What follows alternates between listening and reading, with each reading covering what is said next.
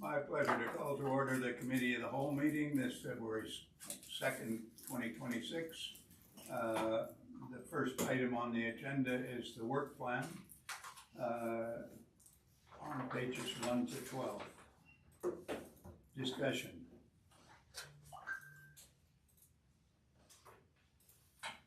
The Policy Bylaw Committee worked with CEO Couture, mostly CEO Couture, put this together. We gave suggestions, but it's kind of a tool for all of us to use and for future councils to use to know the timing of what everything is so that we're ready for it. We're ready to make our commitments for motions. We're ready to make our commitments for budgeting. We're ready to make our commitments for all of the different things that happen.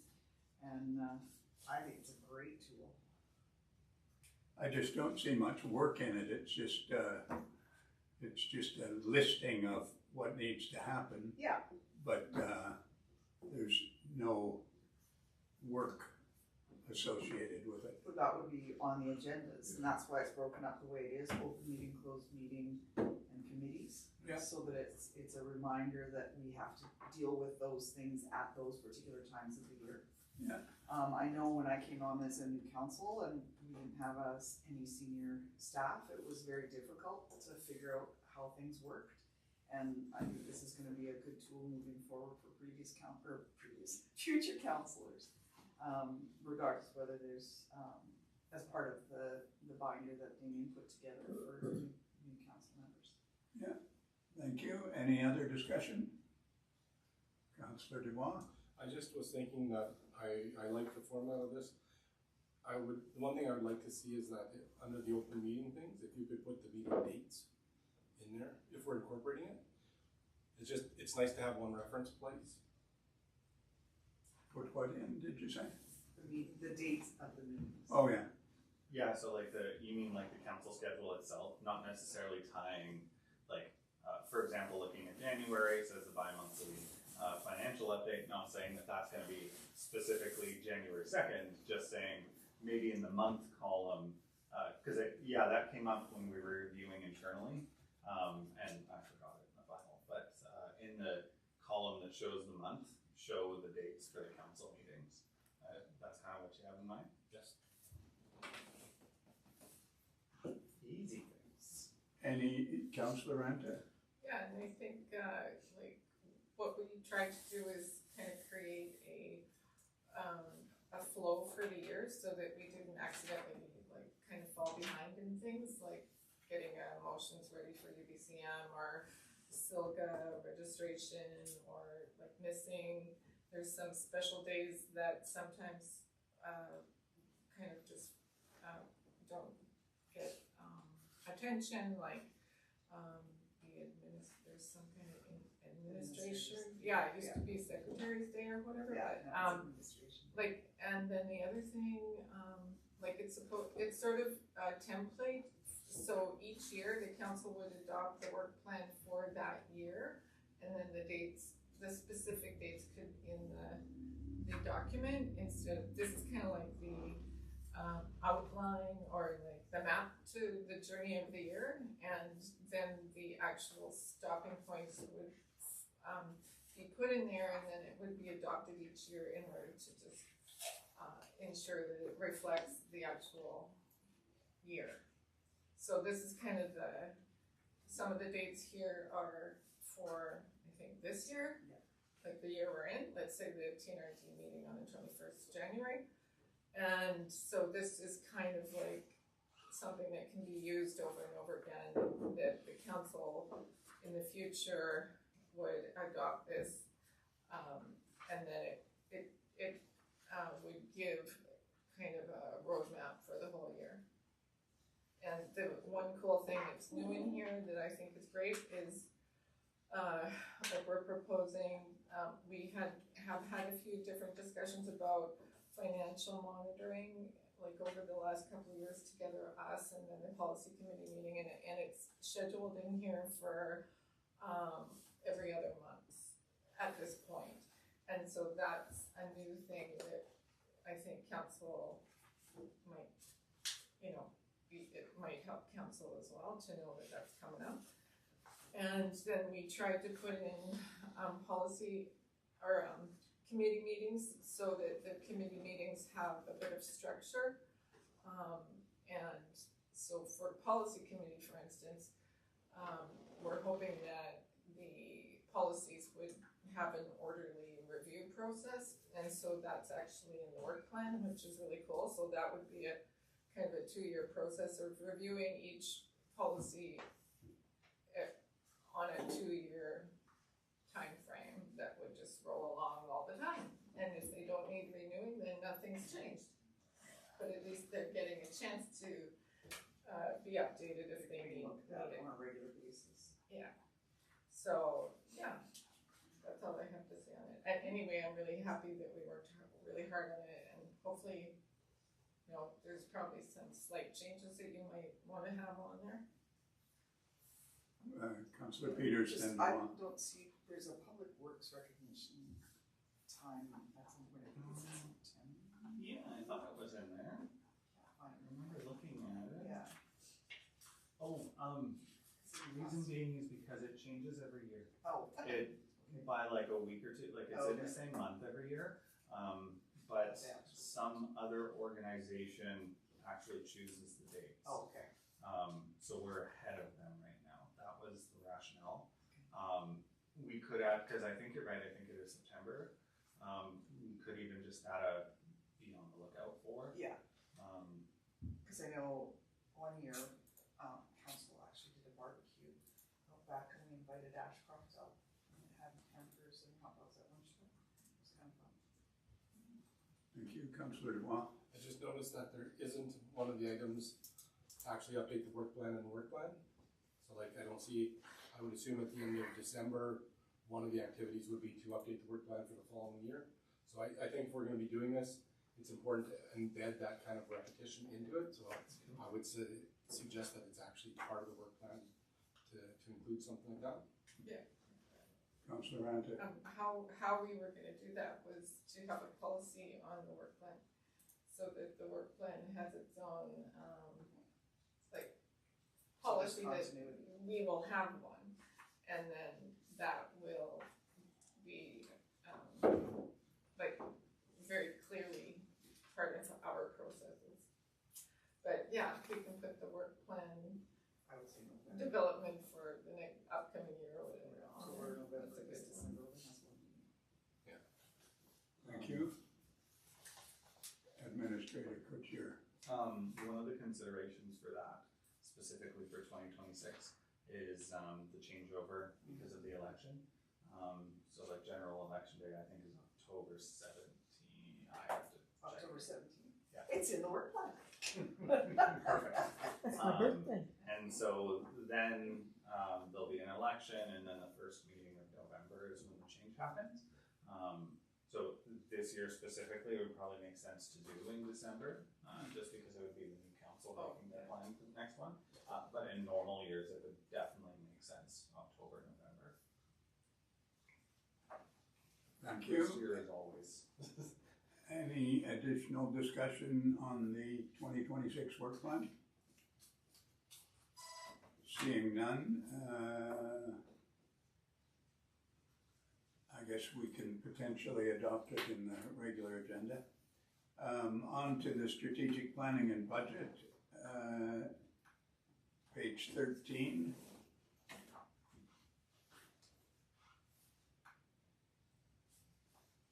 I guess what I've always believed we were trying to achieve is having the budget prepared much earlier or adopted much earlier than mid-May. I know we don't have to adopt it until May 15th, I don't think, but it would be nice to have it all in place and laid out early in the year. And this contemplates a much more relaxed timeline. So I guess I'm a little disappointed that we're leaving things to adopt the financial plan bylaw until mid-May. I think we could be doing it much earlier, or should be doing it much earlier. I Yeah, Councillor I Peters. think that, part of the reason, in the past, we have actually had discussions starting in October, but our audit happens in January and staff are pretty much all involved in that. Yeah. And so putting together a budget at that time until we have the financial report, it's hard to put a budget together because you kind of have an idea, but once it's audited and you see what our actual numbers are, and I believe that's why we postpone it to a little bit later in the thing. We could maybe start, the audit's usually finished by March. Yeah. Yeah, so as soon as the audit was finished, then we could start that process of maybe early March. That'd be good if we could just move it Up a little bit. up a little bit. Yeah. I think that would be great, yeah. Well, that, Councillor Peters said that, and yeah, that's a big process. Cause I had a meeting with the financial officers in the PNRD about response to emergency operations to natural disasters, and I noticed that there are communities that are 2 years behind in the audit process. Oh, wow. So that was one thing that I wanted to have it quite scheduled, to have it done probably by end of February and have it presented to the council by April. Depends on when the council meetings are, because that's something that I don't want to have it postponed. So to me, audit is very important, just to keep on track and see that we are transparent to the public and we do the right things. The last few years, we also had some major roadblocks. We had the major floods in 2023, and we had lots of recovery to deal with. Even now, I'm working to prepare everything for the audit, and I did enter some claims. It took me literally a full day just to deal with 3 projects. So it is a lot of work, paperwork, let's say, and trying to juggle life and work and projects and recovery. It's quite time consuming. So we are trying to do our best here. Yeah, thank you. Councillor Dubois. I'm just wondering, typically, how much of a variance are we seeing from the preliminary financial statements to the audited financial statements? And what I'm wondering is, I believe what CEO Martini's doing, so I have a strong faith that everything is going to be, pretty much documented where it needs to be. I appreciate the final budget and the final audit gives all that stuff, but just given the time frame, it would be good if we could start, even if it's a preliminary assessment of what it is, and we appreciate that there is going to be changes, we can start to have our own discussions maybe a little bit earlier so that we can try and jumpstart that, so that when we do have the final audited budget, then we can just kind of drop it all in and make sure it aligns with what we've come up with, and if it doesn't, then we can shift at that point rather than kind of waiting that long. I think that as long as we have a sense of where they are, and I get a sense that we're probably not seeing, if I would guess 5, even 10% variation in We don't have a lot of variation because I tend to budget quite conservatively. Yeah. We have here and there a little bit, but overall, I think we are in pretty good shape to say. To me now, to work on the budget for the operations, everything is pretty straightforward. I just apply the inflation, and maybe I see the vendors, some of them increase more than the inflation. They have other parameters that they deal with. For me, in order to do the budget, is strategically speaking, what council wants to see done, other than our recovery projects, the capital projects that are already granted and we work on, and the operational that is clear cut. What other things the council would like to see? Like, that is the direction that I want to see. I would say for myself, if I had that preliminary budget information, I could make a fairly informed decision with understanding where there's going to be variability, and at least then when it comes time to sort of in March, we've got a pretty strong sense we can have some opportunity to engage both with the public and everything, so that's my thought. I Yeah. appreciate, it's great to have the final document, but I'm okay if we've got a preliminary document to at least start the discussion with. I think we can work on that, just as of. I think Councillor Peters. The very first thing that's on the list is the strategic planning, and that's what the CFO Martini is referring to, is until she has a clear picture of what council wants, and that's what we decide at the strategic planning, then she really can't do a lot until she knows that, so. But if we've got a preliminary assessment of where the financials are at the year end, then it makes it a lot easier for us to go and say, we're doing our planning, and we've got a recognition of, okay, well, this is really not available, or this is potentially available, just based on the budget and what we're seeing. And then if we find some other new information, once we've got the final audit, then we're at least close, we're not spinning our wheels and. And if I recall correctly, it used to be that you couldn't spend on capital projects until the budget was approved. And that really delayed action on some capital projects that I found frustrating, and so that's why I'm interested in moving forward the budget adoption so that we can get going earlier in the year rather than waiting until mid-May.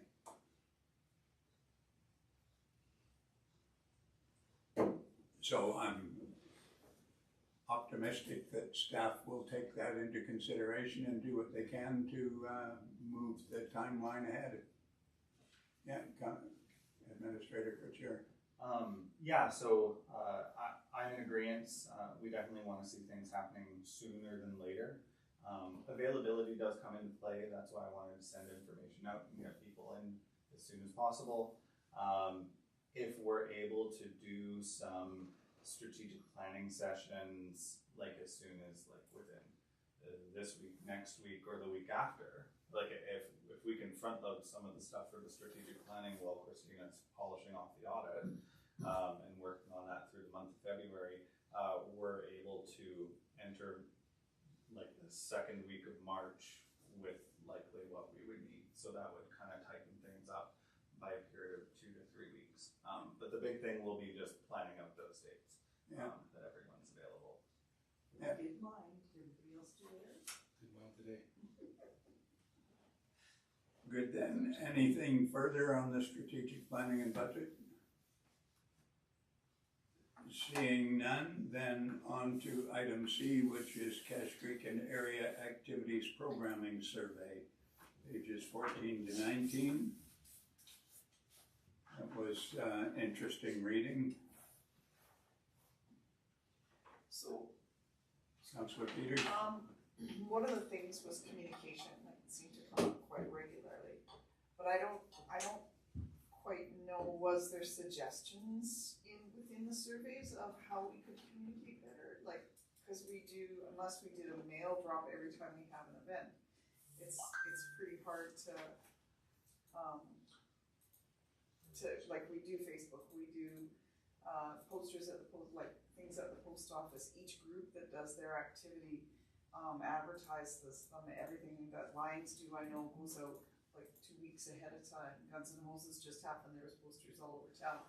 Like I'm not sure how we can do that better, and I'm hopeful that people did make suggestions, but because the volunteer groups need to know that as well.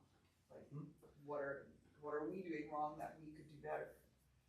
And so we outlined a pretty hefty list of different methods of communication in one of the questions, and I'll just go to it.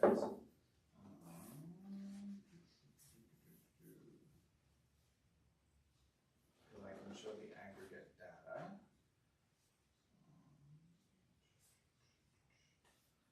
It's just a really long survey, so it takes a second to find that one specifically. So we threw some stuff in here, and it's kind of hard to read just based on its size. I wish there was a nice way to make this header go away, but I can do this. That helps a bit.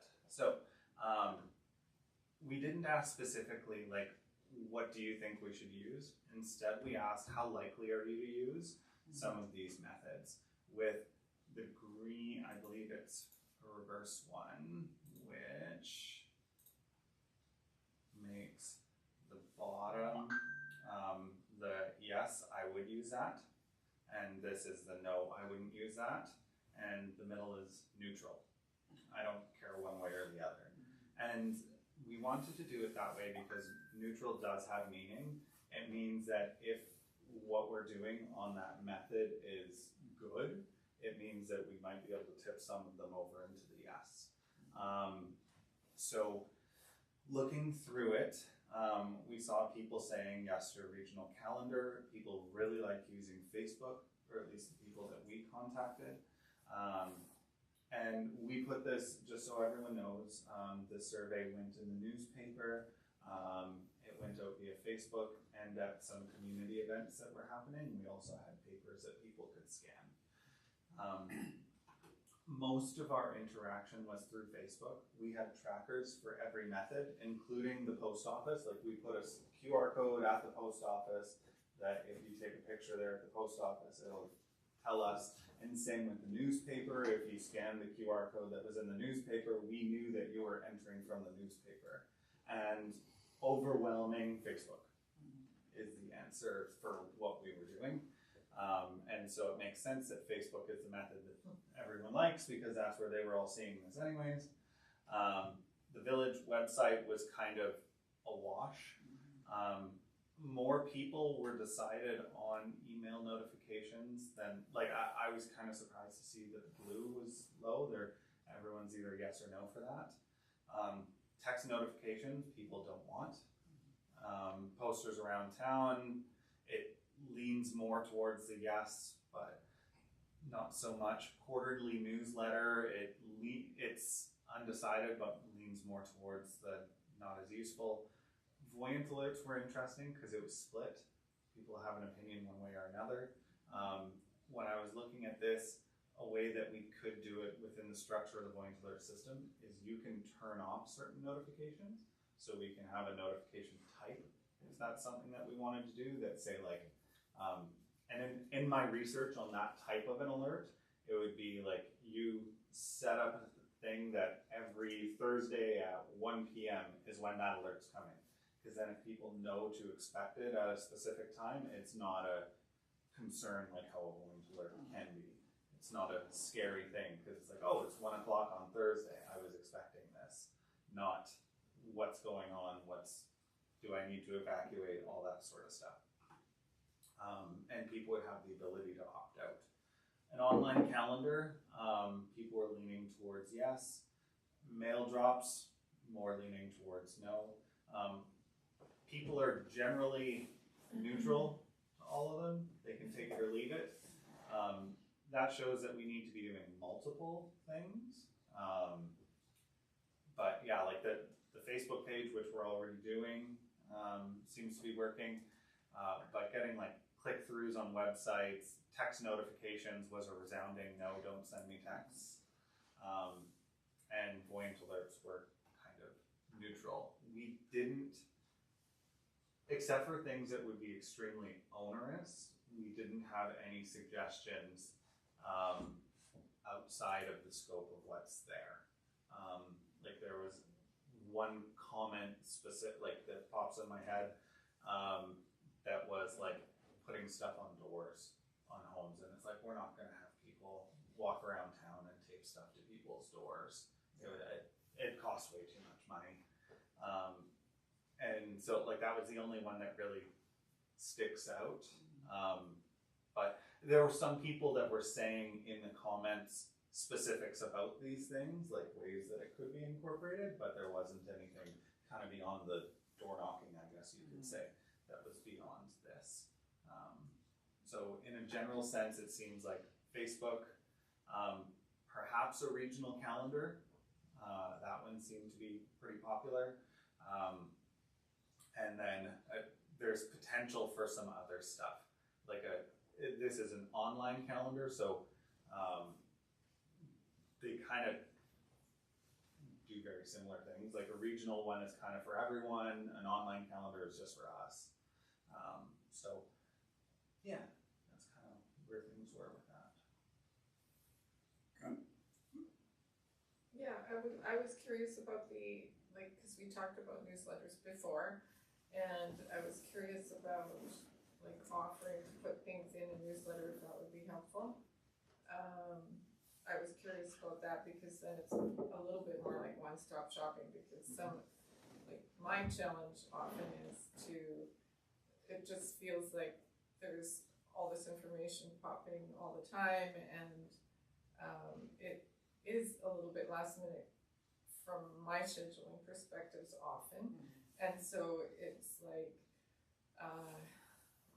I thought it would be possibly easier to try to create a central, like, location for all the dates, and so whatever that would look like, I think that might be helpful, and you know, like, I know it's not really the village's job to promote all these events for other organizations, but it might be beneficial to us, because if we were to put a little time and money into it, even hire a contractor to do it for a small amount of money, to create kind of a central hub of information on community events, because really, I hear all the time that there's nothing to do. Don't you hear that?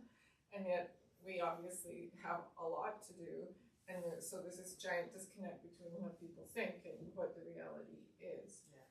And so it's not really gonna help to just create more events, because, I mean, we could, but maybe that money that we would use to support some events in a small way could go towards creating central location for our community, so that we're kind of helping.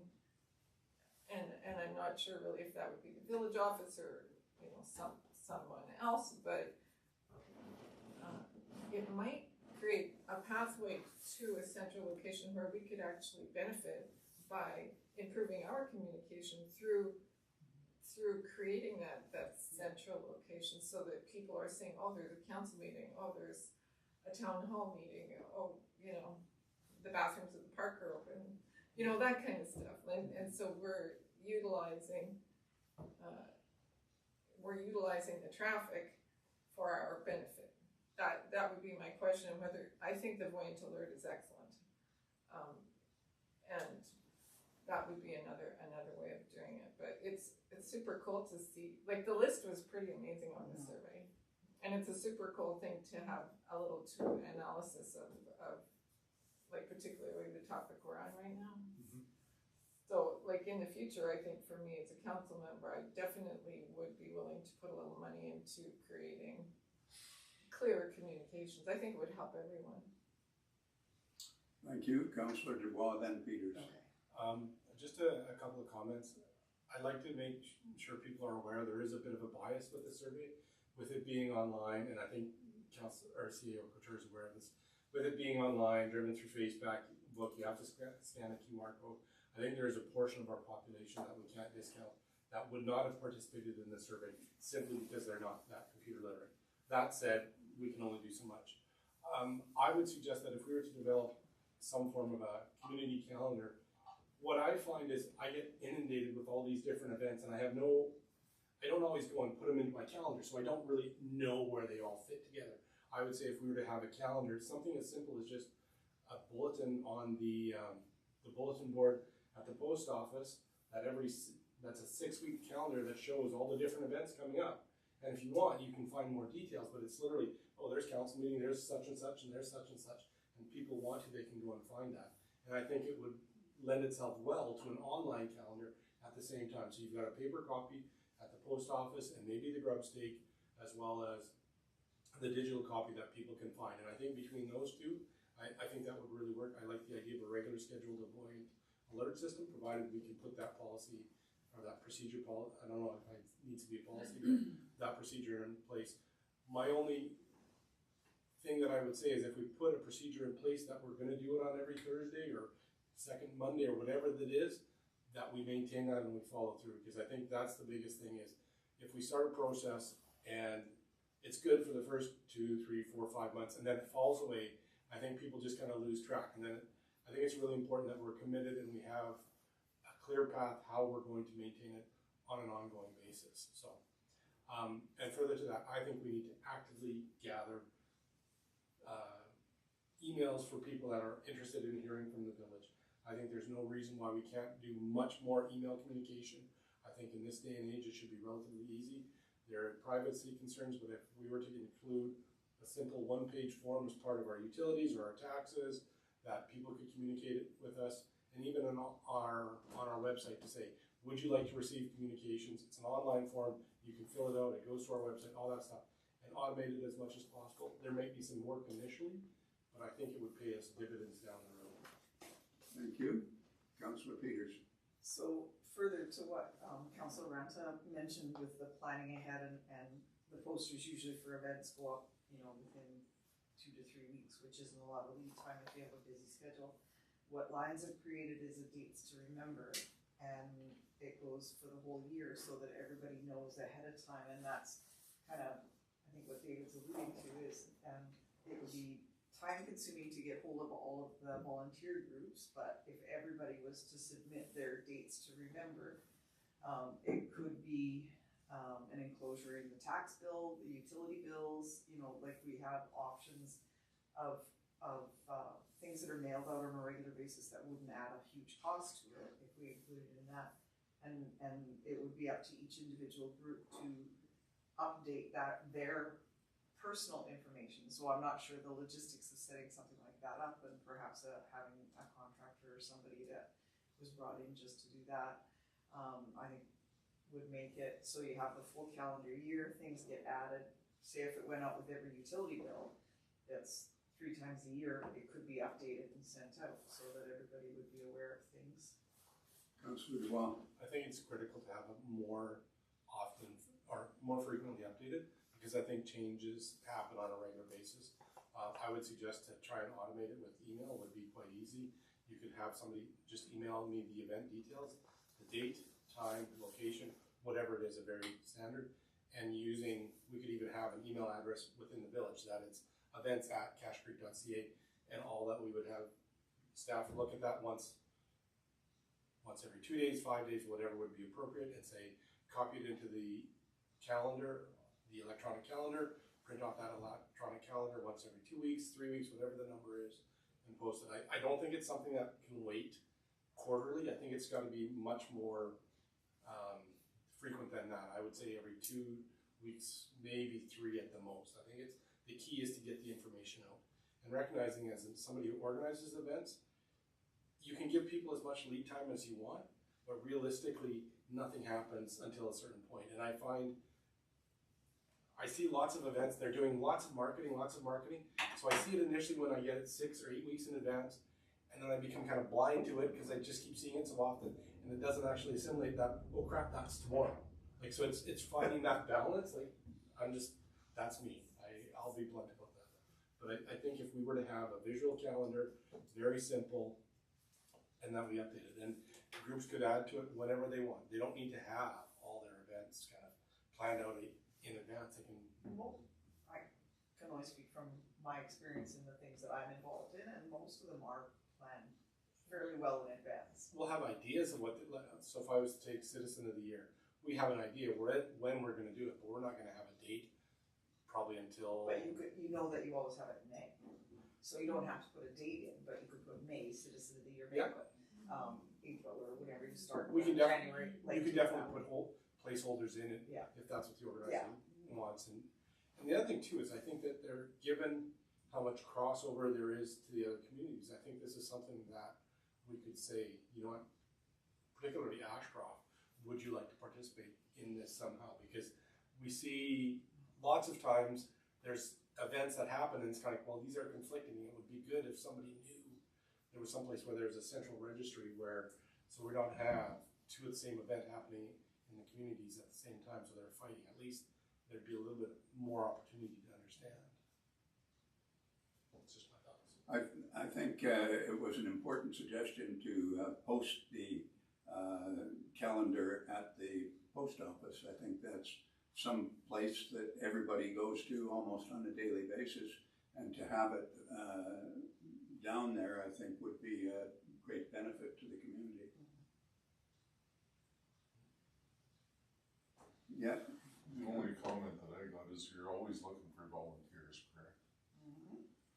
So contact, each group put a contact in there, and just a one-time volunteer, as long as free that evening.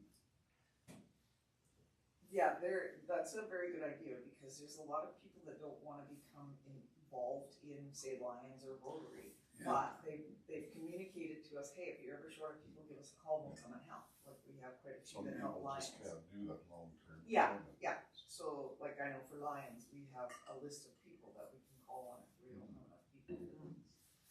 Yeah. But if there's some way to set that up on this website Yeah, with yeah, this, that's a good it idea. would probably help it out.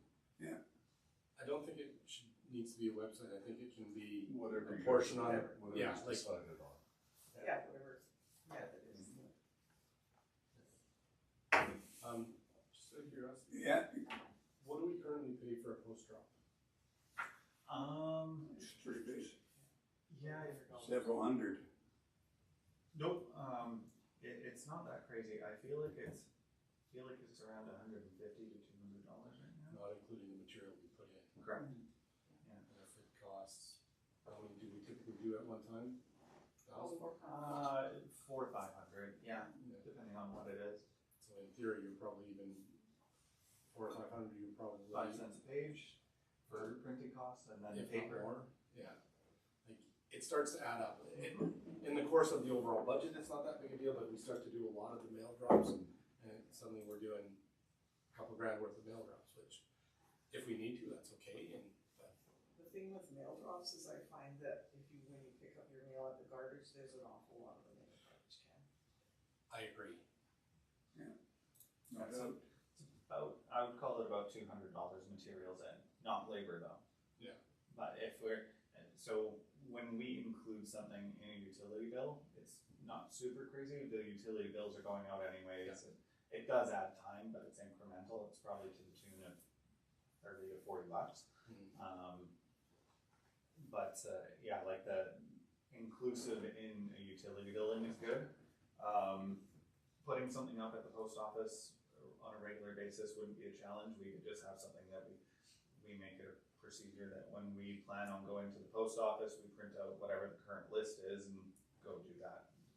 Yeah, I think it should be something bigger than 8.5 by 11 piece of paper. I think it should be something bigger than that. Councillor Dubois? I know at one point, we used to post the agendas at the post office, for council meetings. I would suggest 2 birds, 1 stone, if we were, as part of our regular process on Monday morning, updating a calendar, and, oh, by the way, putting the agendas for the council meeting, it might stimulate a little bit more interest in the council, and maybe act as a reminder to the community when council meetings are. Thank you. Anything further, Councillor Ranta? On that, yeah, I would say, like, there was a couple of folks at the doors, when we went door to door, in the last election that missed the agendas hanging on the, post office wall, believe it or not. I think at that point, we couldn't do it, because there was no bulletin board, at that point, but, I think that's a great idea. I reinstating that, and just, like, I thought that your comment, Damien, when you said, like, it's probably gonna be multiple routes to the information improving, I think it's really, really, really accurate. So. But there isn't one answer. Right. And I really am intrigued by the Voyant Alert for for event information, because I think that would help distribute the information out in an easy way. And if the idea of an email list that just is kind of perpetual, if that is a doable, I think that would be good too. You know, and then we're kind of trying some new stuff, and we can reassess it later. I think I signed up for the TNRD, or City of Kamloops Sustainability Newsletter 8 years ago, and I still get it every so often, so. Do you read it? Yes. Oh. But, I have a very specific style of how I deal with communications, because I get so much of it, and I don't need to go into that with the rest of the group. That's beyond probably the purview of the meeting, so. Anything further, Administrator Co-Chair? So some of the items that I had at the end of the agenda, there was a couple kind of points of conversation. It seems like we touched on improving communications and awareness. The other two kind of key factors tie together a little bit. Reducing barriers to volunteering and supporting community-led initiatives. Some of the interesting stuff that I kind of put together through reviewing is that there isn't an awareness pretty much whatsoever of the Cache Creek Community Fund, which can be utilized for one-offs or groups trying to start and do something different. So strengthening understanding of that, I think would be huge, and additionally, reducing barriers to volunteering. I reached out to MIABC kind of preemptively and had a conversation because as I was writing this out, the gears were turning, and one of the things that kind of came up is there's 3 different tools that MIABC has to assist municipalities with volunteering initiatives. One is they have a volunteer insurance program if they are directly doing something for the village. So it's a liability insurance policy that covers, it's either 2 or 10 million. I feel like it's actually 10 million, but it's specifically like if the village is doing something and we have convergent volunteers coming to assist. Say for example, we're doing like a community cleanup where we get a bunch of people to come and pick garbage for us. All of those people are insured through MIABC as volunteers, and it covers them from liability, and it has some basics for if they get injured and that sort of thing. Then there's, they have insurance provision that they're able to give to small groups or individuals if it's completely separate from the village and they need to insure but use one of our facilities. There's a special policy insurance that's really inexpensive that you can do online. You can go from no insurance to fully insured in 15 minutes. Less than that if you've done it once before. Additionally, they have associate member insurance. We have a couple associate members here in the community, and basically the way that works is a not-for-profit or volunteer group can insure underneath the village of Cache Creek, like we underwrite their policy essentially. So they're essentially insured through MIABC for standard coverage levels. I can't remember the specifics, but as long as they're conducting stuff that's for the benefit of the residents of the village of Cache Creek, then they're covered. There's some little idiosyncrasies to that, but in a general sense, they have a lot of different tools, and I knew that they had a few of these things. Learned a little bit more about some of the others, but I reached out and said like it would be a really nice tool to have if they were able to show on, say, a one-pager that has these are the different types of insurance based on the type of use and that sort of thing, because then that helps reduce the barrier to volunteering theoretically. If we if something has been vetted by our insurer that says what we can and can't insure under the different types of coverage that they have, we can then have that as a tool so that those people, because say for example, you have the 20-year-old that wants to try something new, like maybe drop in soccer in the park, but they have no idea how to get that started. We actually have the tools as it sits right now today. It's just, it's not bundled nicely to understand. Where they could come in, make an application to the community fund, say, hey, I need 20 soccer balls to host like drop-in soccer clinics. They could come apply for funding for that, get the balls for free, and then be insured under us because it's a community event that we're sponsoring. And so it'd be no cost to us, no cost to them, an event in the community, we throw it on the portal. All these tools are already there, it's just we have to package them up nicely. And so I brought that idea up to MIABC, and they're working on something right now to kind of show it all packaged nicely to move that forward.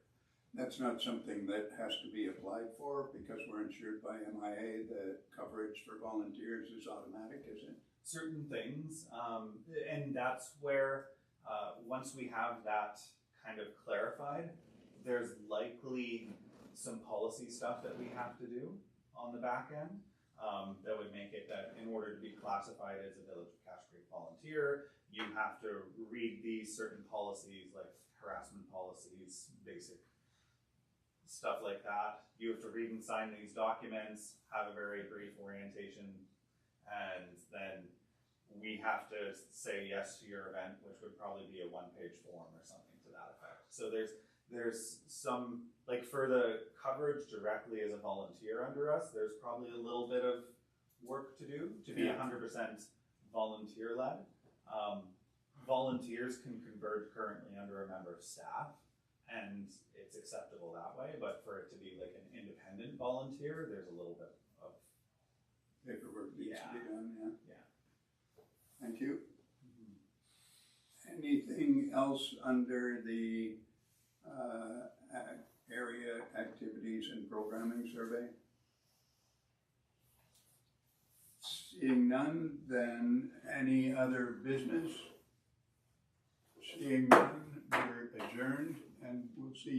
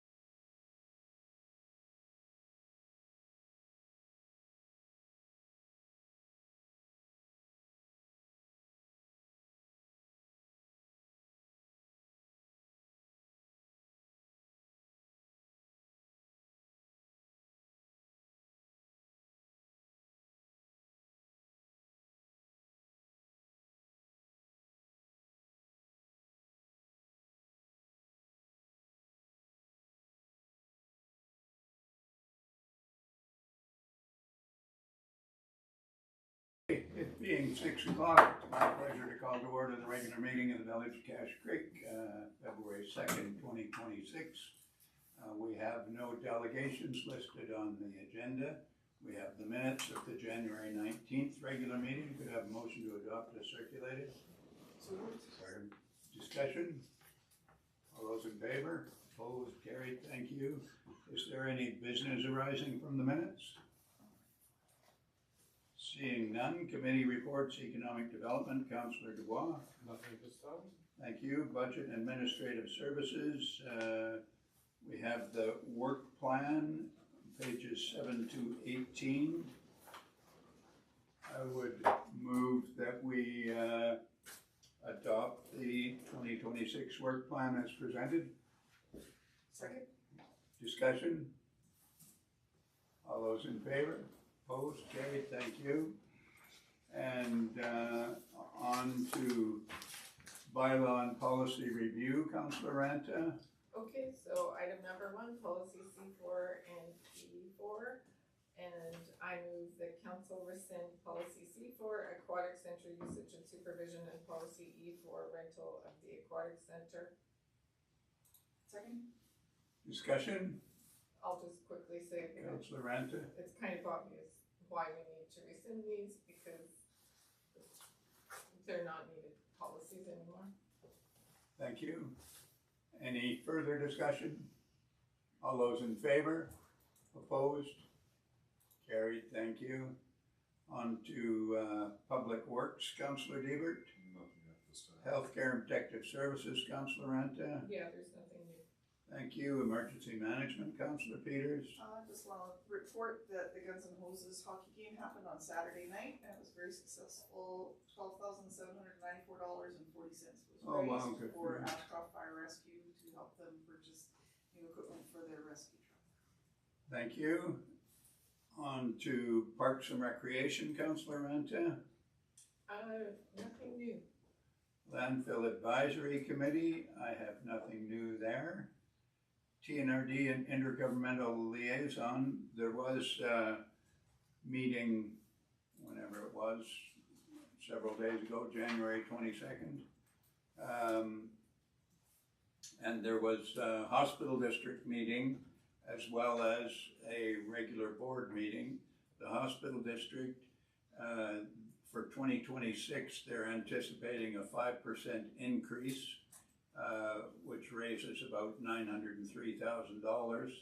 And that's an additional cost of $10.95 for an average residential home in the TNRD or TRHD that is assessed at $680,000. And presently, that sort of home is taxed at $228.89. So that'll go up to about $230 or so for the 2026 year. And then on the regular agenda, the letter from the Village of Cache Creek was on there related to the solid waste management plan. And what we had asked is that the process be amended to a certain extent, because we didn't receive notification that there was an application for landfill within the Village of Cache Creek until it was already way down the road. And we felt that it should be, the municipality should be notified earlier than what we were. And that letter was referred to the Solid Waste Committee, which happens in April. And so I went to Jamie Vieira after the meeting and asked if I could address the Solid Waste Committee meeting in April to explain the situation to them. And I'm optimistic that'll result in them directing that the process be adjusted so that municipalities receive notification earlier in the process rather than after it's already down the road somewhere. On to Highway Corridor Safety Stakeholders Meeting. Which members of council would like to attend the stakeholders meeting regarding highway corridor safety?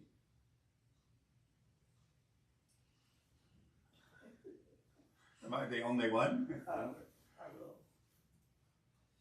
When are we anticipating meetings to be?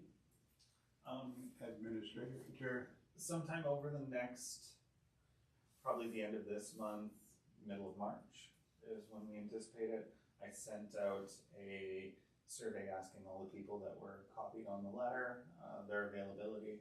I received some responses back, and they have fairly open meeting, meeting schedules. Like it sounds like they're able to move around a little bit, but there are some that have some pretty hard constraints.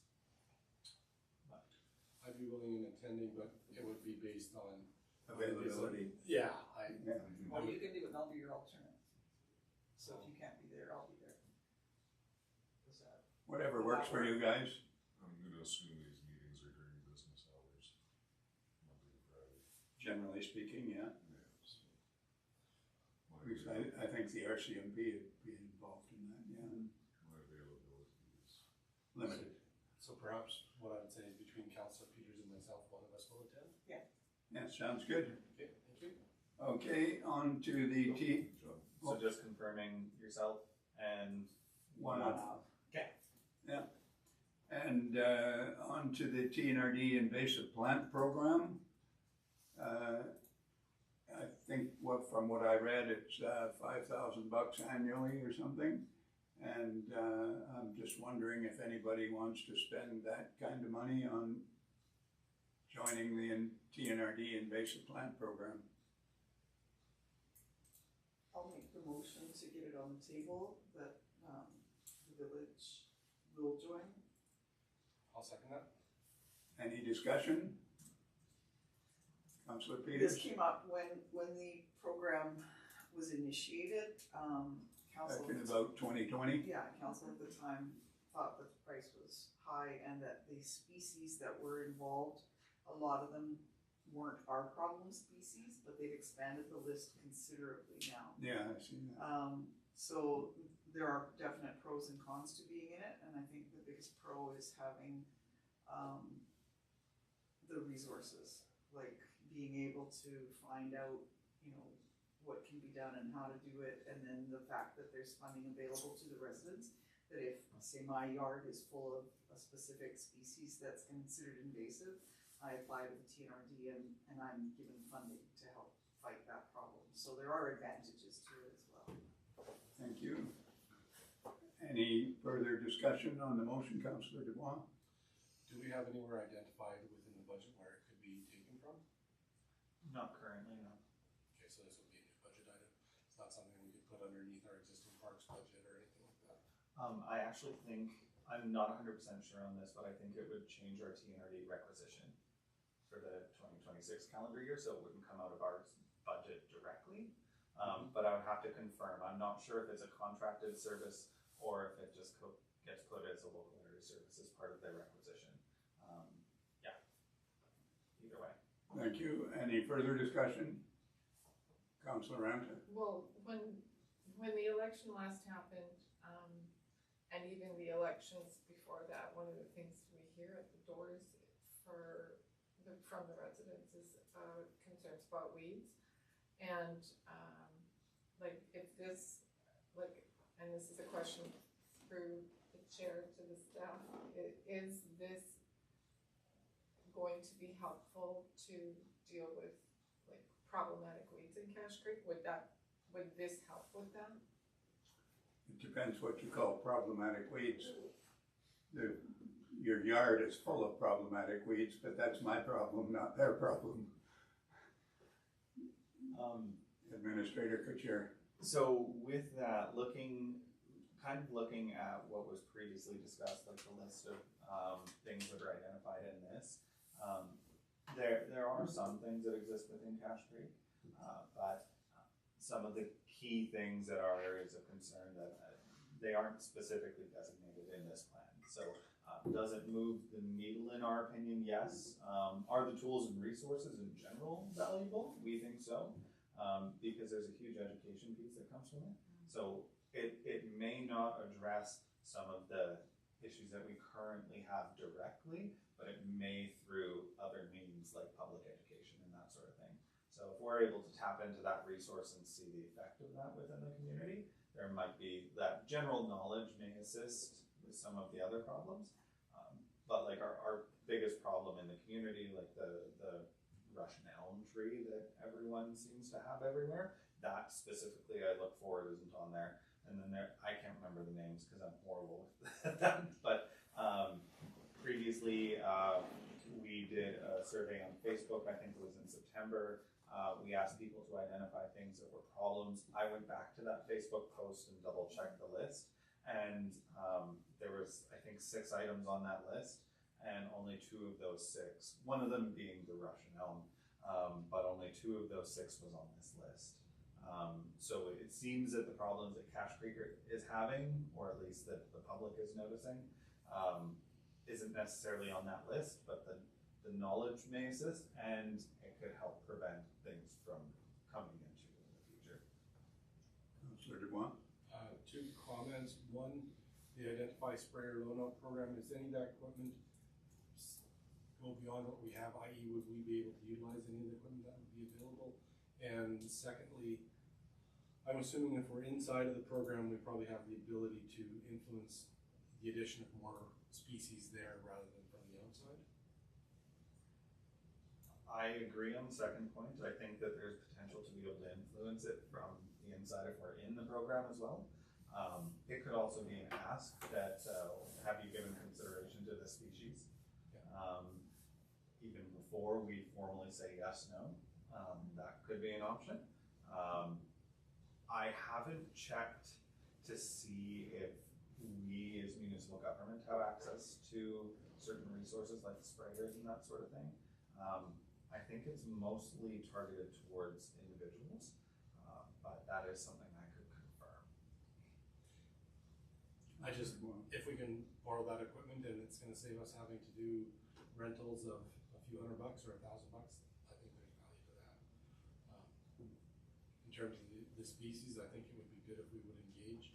I know they've been around at lots of different events, particularly for those community members outside of the our own village boundaries, but I think where I see things going and how things are changing, I think it probably, if we could find it in the budget to participate, I think it would be a good thing.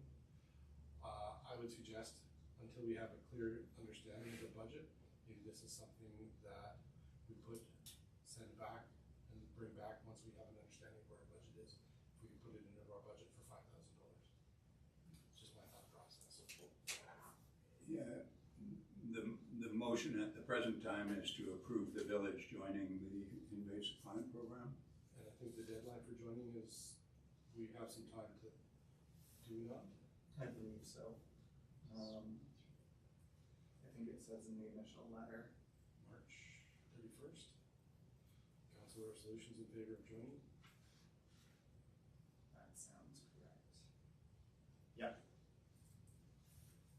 So perhaps I'd like to make a motion that we table this until we finish our budget discussions and bring it back. Is there a seconder? I'll second. Any discussion? No, there's no discussion on a tabling motion. All those in favor? Opposed? Carried. Thank you. On to Cache Creek Community Fund, Councillor Dubois. Nothing at this time? On to staff reports, cover-all options analysis. I think I got a, I don't know how many page document here on this, quite a few. There's several options identified on the agenda. We receive and file the information and we direct staff to proceed with refurbishment of the existing coverall structure, or that we direct staff to proceed with removal of the steel superstructure of the coverall while retaining the concrete pad and perimeter walls. And Mayor, yes, may I ask a question? sure, you can ask whatever you want, even about my personal life. No, we had Oh, this yeah. conversation before. Okay. Early in our discussion of this, when we first started about, one of the options that we talked about was selling it for $1 and having whomever purchased it would pay for the cost of removal. And that's not included in this. Is that something that we might want to entertain? Administrator Couture. Short answer, certainly. The purpose of the report is to look at it if you're comparing apples to apples and there's a cost. Because essentially, worst case scenario, we do have to pay to get it removed. In a perfect world, if council does elect to want to decommission the structure, that would definitely be the least cost alternative. There may even be potential to be able to sell it. I'm not sure. Is part of kind of the ideas with this, I went and received a quote because that would be kind of the worst case scenario. That's kind of the goal of the report, whether council determines to keep or rehabilitate the structure. It was meant to show the high level cost for the purpose of budgeting. There may be opportunities within either the options to try and do things a little bit differently. But just seeing that there's so many options with this, really the goal, what we're looking for today is just kind of trying to narrow it down to a particular direction, so that we can kind of, there could be another report that said, like say, council was to choose to explore demolition and reconstruction. That would likely look into a more detailed cost estimate, and further look at giving it away or gifting it or selling it or whatever that happens to be. One thing I didn't ask that's a variable with that is just, I'm not sure engineering requirements to put something like that back up again. Certainly possible, I would believe, but I don't know that for sure. So there'd be a couple questions that we would ask as part of that. Additionally, if removal is the option being looked at, there's also the discussion of the pool itself, which needs to be sorted out. And so maybe it makes sense to start engaging like planning or architecture folks to kind of figure out what the space should look like before we, like, to maybe create a phased approach is the best course of action. Like, it's gonna cost X amount of dollars and we're gonna do this year in year 1, this in year 2, this in year 3. This way we could bite it off in reasonable sized chunks and then have a full plan in place. So really just looking at how there's so many different variables, we kind of just wanted to know what the direction was. But yes, sorry, there's a lot of words for Councillor Dubois? I'd like to make a motion that council receive and file the information in the report, and that council direct staff to come up with a methodology for the appropriate dismantlement and disposal of the superstructure of the coverall while retaining the concrete pad and perimeter walls. Slightly different than what the document, what the wording is, but come back to council with a plan. Thank you. Is there a seconder? I'll second for discussion. Second for discussion. I can tell you I'm not at all in favor of this. I read the many-page document related to the coverall building, and in $2025, I see we spent $1.25 million of Cache Creek taxpayer money on the facility, and now we're contemplating spending another $147,000 or whatever it is to dismantle a building. I think that is complete folly.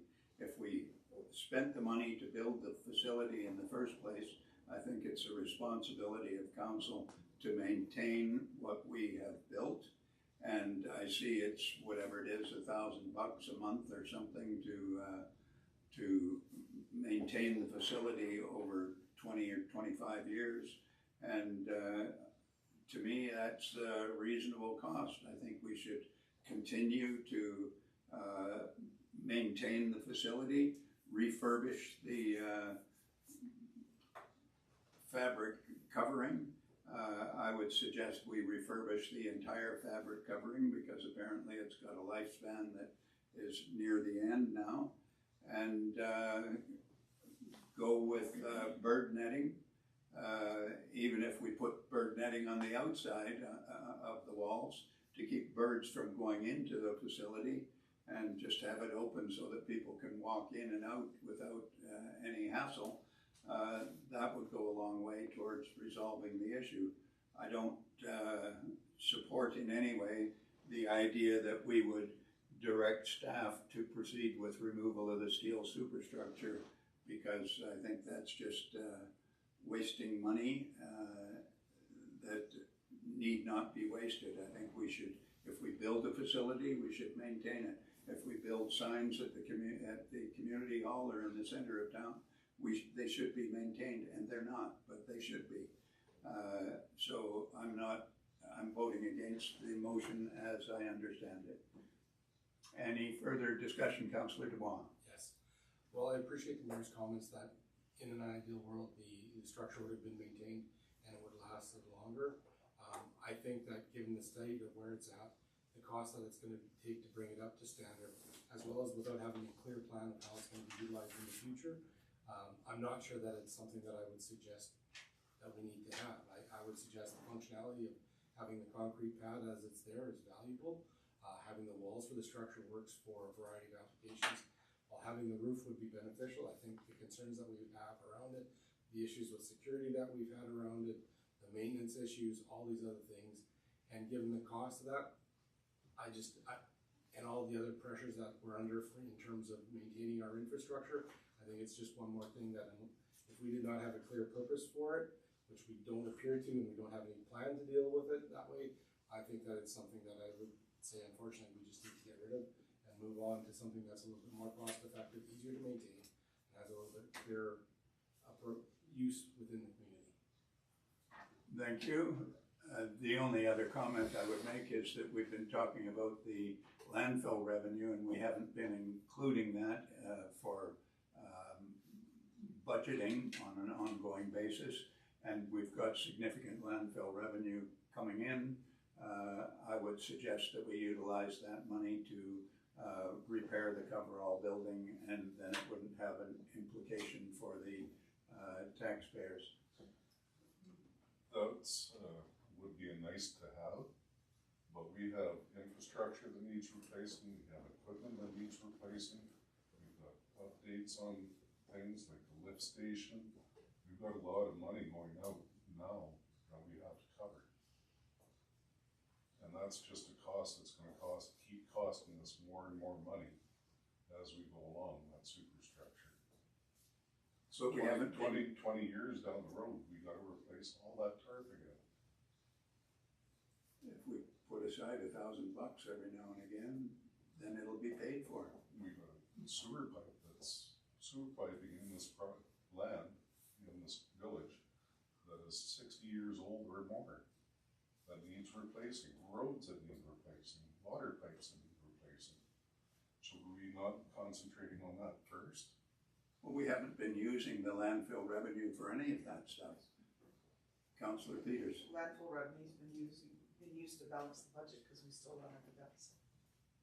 Thank you. That's where the landfill revenues have been going to in the last 3 years. Thank you. Any further discussion on the motion? Well, Councillor Rand.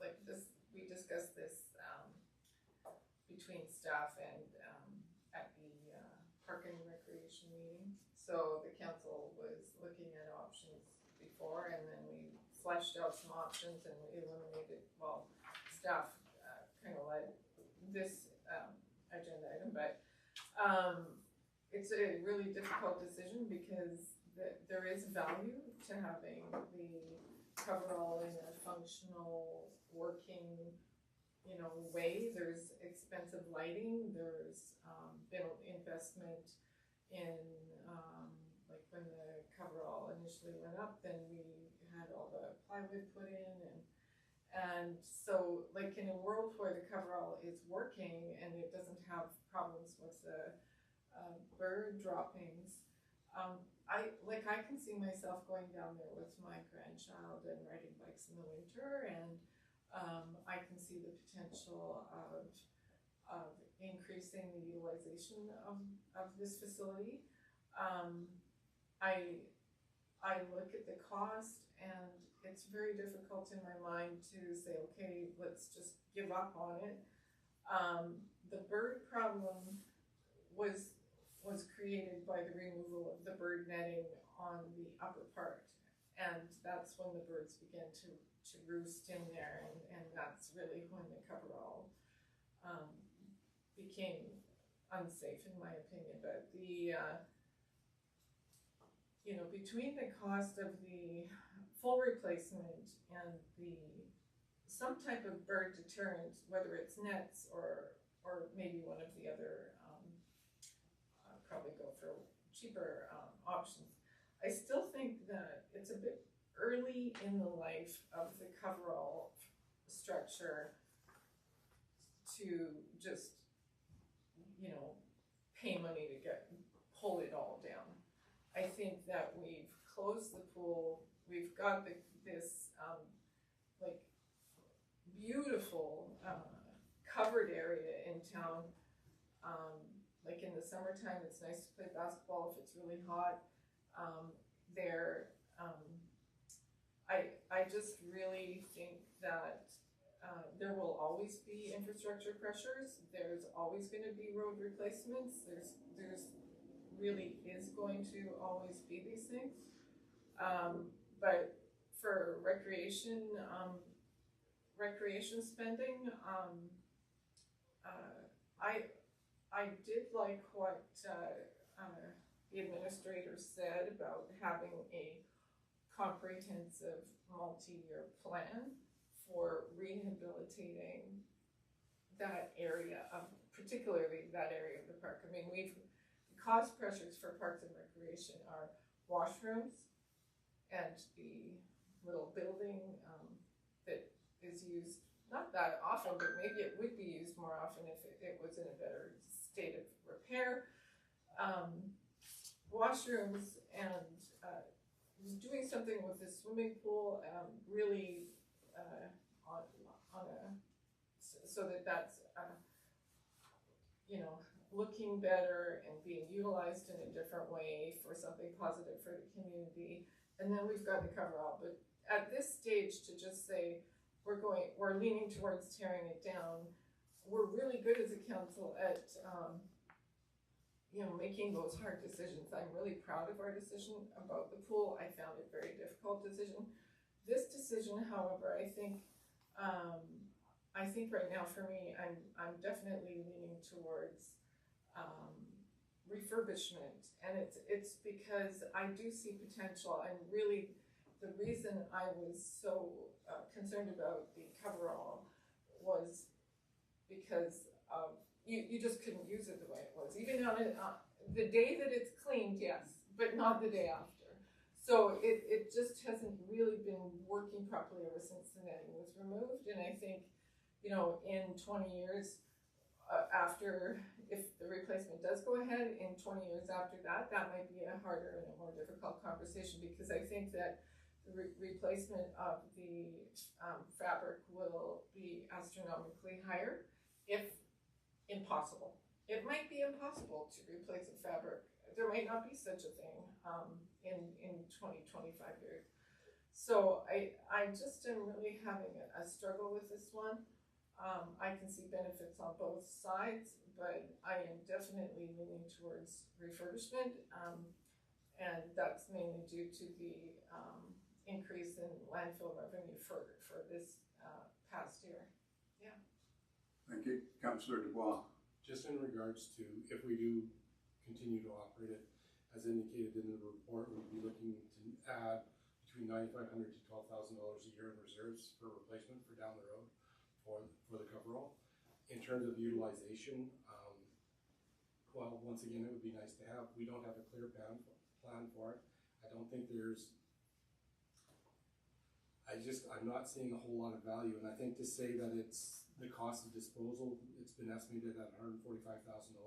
I think that there's a significant number of things in there that could be recycled, that we could obtain value for, such as the lights, the steel that can be recycled, as well as the covering itself. I think there's value in selling it. So I think there's aspects, as CEO Couture highlighted, the 145 is on the high side. In terms of looking at what we've paid for it in the $1.25 million, it is what it is. That's what we've paid in the past, is in the past. I think if we're looking to the future, we recognize we have to control our budget, and these are one of the expenses that, as Councillor Deaver put forward, that this is a nice to have, but at this point, I'm not sure that it's a need, and especially at the range of, on the low end side of $120,000 for what I would call a minimal fix. I think that just opens us up to more issues to say that I think we need to go to full fabric, where we're approaching $260,000 to $275,000. I just think that cost is too high. Then we factor in the yearly cost of the additional $9,000 for budgeting for replacement, and then the operating costs on top of that, the electricity, all those things. I don't see the value to the community for that. I think that, would people use it as a covered structure? Yes. Would I love to have that down there when it's raining? Yes. But realistically, the amount that it would get used as a covered structure compared to just having the basketball nets with the concrete floor, and I think that's really where the value is and some of the other activities. And I don't think it justifies the additional cost to do it. So that's why I'm voting against it. You're voting for it. Or sorry, I'm voting for the motion. I'm voting against having it stay up. My apologies. Thank you for No problem. clarifying my position there. Any further discussion? I'm really torn, like, really torn, I'll say that. Councillor Ranta. Well, the council had this on the table, it came to Park and Recreation kind of couldn't even, we were kind of on the fence with the options, so here it is back. I'm very curious, and I don't, like, there's a different philosophy maybe for some of us in public consultation, but I really would be curious to see how the public would view a decision on this. I am very curious to know, if there, is an appetite out there to remove it. I would be curious to know if it's a priority for people, if there wasn't a bird problem, maybe people do value it to a degree where it's worth the money. I'm curious about that, and also the fact that the swimming pool is there right beside it without a plan, with options that the Park and Recreation Committee have. We have a what's it called? The park. I can't remember the name. A park report about rejuvenating the municipal park that is in draft form, that would be a public consultation document that has slides about each piece of the park, the playground, the pool, and ideas about that. For instance, in the last election, again bringing up the election, but it was thrown out there that maybe when the pool was decided on, that maybe we should have a spray park. That is in the report. Those things are on. There's something about a pump bike track in the report that would have a cost item. So, it's really difficult for us because not only are we here deciding on a quite big number item about the coverall, but we're also at the same time when there's we have a certain amount of money for recreation, and what is the best spend for that money? What will enhance recreation in Cache Creek to the highest degree that people need and will use, rather than just kind of piecing off these big decisions and not really having a comprehensive plan? So thinking of that, I wonder if there's a way in delaying the final decision, but looking at the park as one comprehensive big thing and bringing back the recreation or the recreational park. I don't know. It's like the vision of creating a master plan that has chunks of the plan over a longer period of time that we could consult with the public on and get feedback on. And maybe we would have a town hall meeting where 80% of the people in the town hall are going, forget the coverall. Maybe that would happen, and then I would feel much more confident in making a pro or against decision on the coverall. That's what I think maybe this can morph into, rather than just tonight here right now not knowing what people out there really think other than guessing. So I don't know if this decision isn't final here, so I guess we could potentially proceed with it. However, I would suggest that the decision on the coverall should go to public consultation through a town hall meeting and discuss or consult on a comprehensive plan to rejuvenate the municipal park. Councillor Dubois. I agree with what Councillor Ranta has been saying to a certain extent. I think it would be worthwhile to go and have a consultation on how we would utilize our park. I would suggest if we were gonna spend $275,000 in our park, there's a much higher use of that money to do something, as mentioned, by putting in some form of potential spray park or all these other activities. I think just having a covered structure is of very little value to most people. I think if we had some other things around it, that would work well. So that's where I would be inclined to spend that money rather than trying to refurbish this. In regards to public consultation, I've heard from many folks about the condition of it, how we're not utilizing it, so why do we have it anyways? They're not seeing a whole lot of value to it, so that's where my viewpoint is coming from the people that I've been talking to in the community. So while I appreciate it, you can go to some form of community consultation. I think we're not gonna come to a significantly different decision. I think it's gonna end up being a protracted discussion piece. I would rather just bite the bullet, get over with it, get it over with now, and move on to the next piece. While keeping in mind, I'd love to go to public consultation and say, you know, let's talk about our park.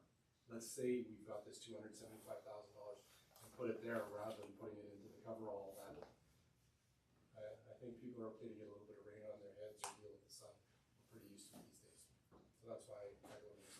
Thank you, Councillor Peters. So through the chair to the committee, so you are in the process of putting together a parks plan? Is that what I'm to understand?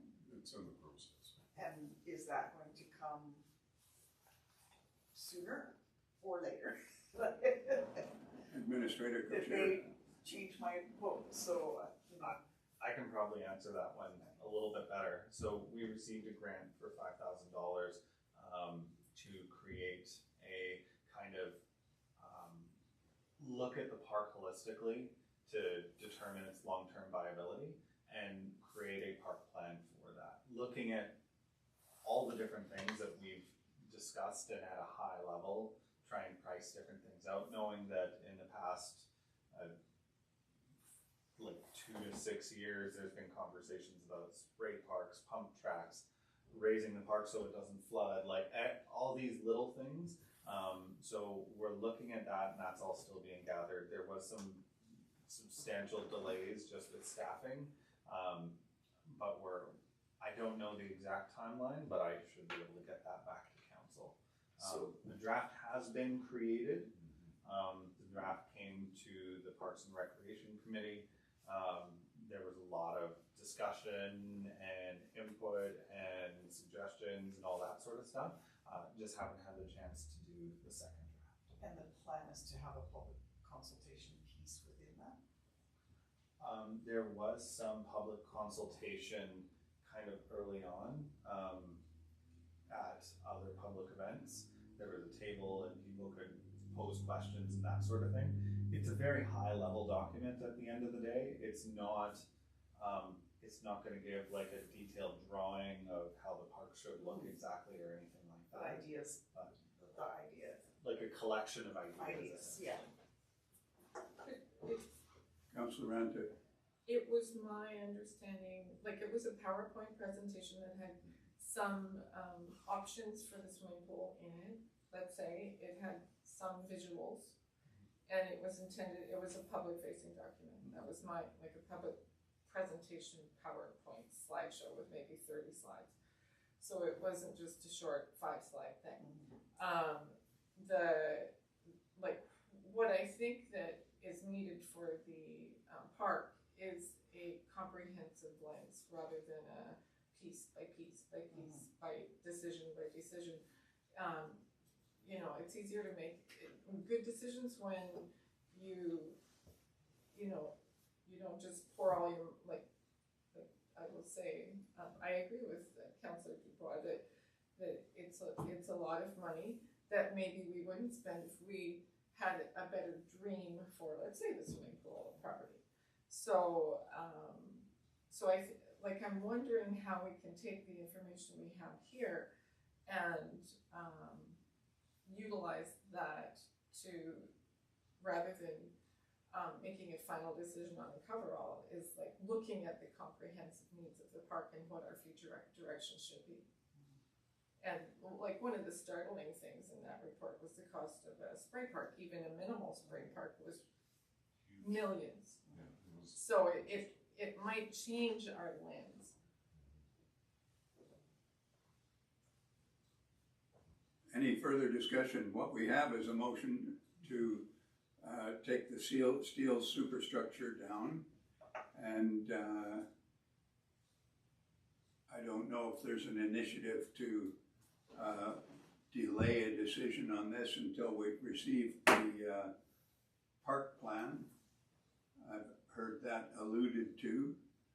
Well, I will move that the decision on the coverall be delayed pending consultation or receipt of the park plan information. Tabling the motion until such time that the park plan is complete, presented to council is probably. Tabling? Yeah. Yeah, okay. what's the timeline on that? I don't know, I'll have to check, and then get back to council. Because I'd like to see it happen much sooner than later. Yeah, cause I feel like, cause it's been a couple months now since it was in front of the committee, so I feel like it should be The almost person there. that's putting that together is going off the ground Well, soon. maybe okay. Point of order, Yes. we don't debate tabling motions. Right. There's a motion on the floor. Okay, I'll Is second there it. a second? Okay, there's a motion to table. No debate on a tabling motion. All those in favor? Opposed? Carried. So, we're on to information correspondence. We have one piece of outgoing information correspondence. I would move that we receive and file. Second. Discussion? All those in favor? Opposed? Carried. Is there any new business? Administrator, co-chair. Just a minor one, confirming attendance for Silga registration opens fairly soon. Yeah, I had it in my notes, Mayor Ranta, Councillor Peters, and Councillor Ranta. That's still correct? All good there?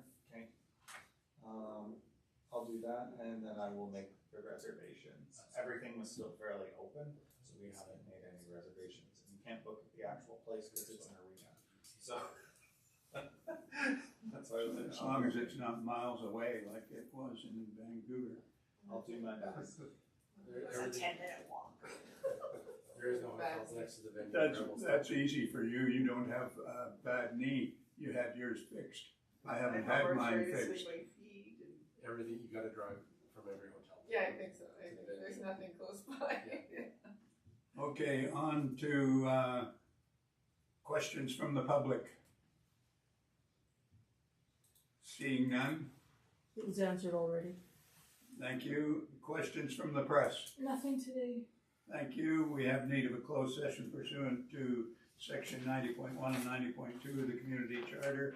I would ask for a motion to that effect. So moved. Second. Discussion. All those in